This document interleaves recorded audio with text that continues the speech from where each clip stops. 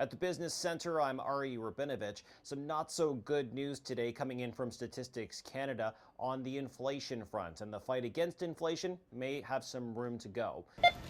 The numbers for May are in, and the consumer price index was 2.9%.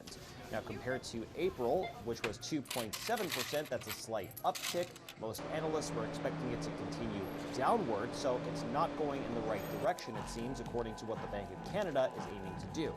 What led to the bigger uptick were higher prices for services and recreation, partly to do with the uncontrollable rising costs, but also a bigger than expected uptick in demand for travel and other experiences. The Bank of Canada did lower interest rates earlier this month, and now it's a bit of a coin toss over whether we see another rate cut next month. Before that, another pulse reading on consumer prices will be released in the middle of June.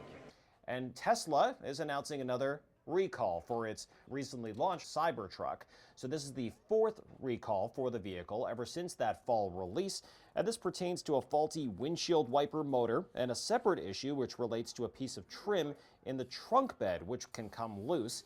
And if it detaches, it could pose a safety hazard for other motorists. Now, the recall appears to be affecting only vehicles in the U.S. for now, although you'd be hard-pressed to find one on Canadian streets in the first place. And again, the fourth recall for Tesla, so not a good look for the car, which has only been out for a little over half a year.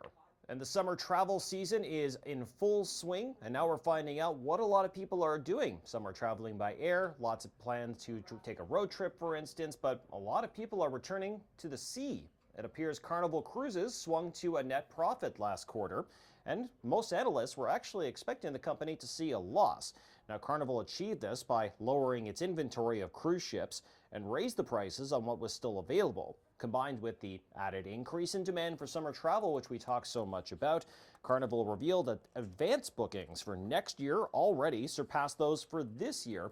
So it appears that this profitability ship is staying afloat for some time, and investors bought into the stock on Wall Street today. At the Business Center, I'm Ari Rabinovitch.